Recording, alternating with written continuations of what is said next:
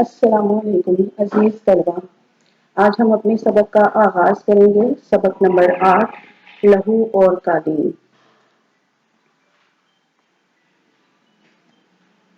لہو اور قالین میرزا ادیب کی تصنیف ہے، یہ ڈرامہ ہے اور ڈرامہ جو ہے وہ اپنی ڈرامے کی کچھ تقاضے ہوتے ہیں، اس میں سٹیج، مکالمے، اداکار بہت زیادہ اہمیت کے حامل ہوتے ہیں۔ اس ڈرامے میں 4 کردار ہیں۔ بابا نوکر کا کردار ادا کرتا ہے، تجمل ایک سرمایہ دار ہے، اختر ایک مصور ہے اور رؤوف تجمل کا پرائیویٹ سیکرٹری ہے۔ اختر 2 سال قبل ایک تنگ و تاریک گلی کے ایک خستہ حال مکان میں رہتا تھا اور اپنی تصویریں بنایا کرتا تھا۔ اسی دوران اس کی ملاقات تجمل حسین سے ہوئی۔ تجمل حسین نے اس کی مفلسی کو دیکھتے ہوئے اسے اپنی کوٹھی النشاط میں شفٹ کیا اور زندگی کی تمام ضروریات عطا کی، اور اسی دوران اختر کی ملاقات اپنے ایک دوست نیازی سے ہوئی۔ نیازی اس کا ہم پیشہ تھا، وہ بھی تصویریں بنایا کرتا تھا اور نیازی اپنے حالات کی وجہ سے بہت مجبور تھا۔ نیازی اپنی بہن کی شادی کرنا چاہتا تھا۔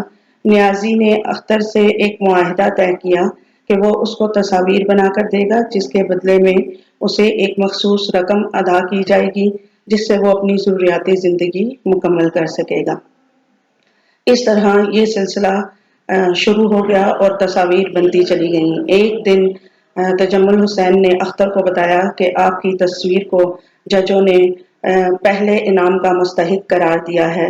یہ سن کر اختر بہت پریشان ہوا اور اس نے تجمل حسین سے کہا کہ مجھے یہاں سے جانے کی اجازت دی جائے۔ تجمل حسین کو اب بہت زیادہ مشکل آن پڑی تھی، کیونکہ انہوں نے ایک دعوت رکھی تھی اور تمام معززین کے سامنے ان کی بے عزتی ہونے والی تھی۔ اسی لیے انہوں نے اختر کو وہاں پر رہنے کے لیے مجبور کیا، لیکن اختر نہ مانا۔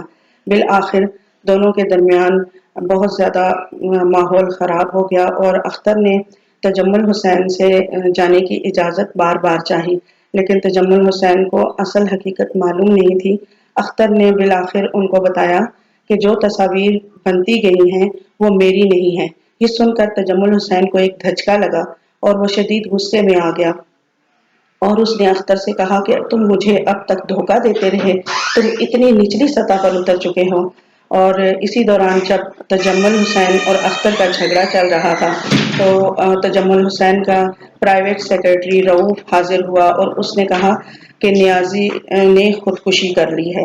اور اسی طرح اختر نے پھر بہت ہی غصے سے تجمل سے کہا کہ آپ نے 2 لوگوں کا قتل کیا ہے، ایک تو میرے فن کو روک دیا ہے، یعنی میرے فن کو آپ نے سیڑھی بنایا ہے اور آپ اس کے بل بوتے پر شہرت حاصل کر رہے ہیں، جبکہ نیازی کے خون کے قاتل بھی آپ ہی ہیں۔ اور اس طرح یہ ڈرامہ اختتام پذیر ہوتا ہے۔ اسی طرح آپ نے اس کی پڑھائی کرنی ہے اور یہ آپ کو تھوڑا سا کام دیا جا رہا ہے کہ آپ نے اپنی نیٹ کاپی پہ جو کام کا آغاز کرنا ہے، تو جو تعارفی سوالات ہیں وہ آپ اس طرح سے مختصر کر کے لکھ سکتے ہیں۔ رائٹ سائڈ پہ آپ ڈیٹ ڈالیں گے، پھر دوسری سائڈ پہ آپ اپنا نام لکھیں گے، حاشیہ لگائیں گے اور بہت ہی مختصر فارم میں جس طرح سے میں نے آپ کو بتایا ہوا ہے آپ اسی طرح سے ان کے جوابات لکھیں گے۔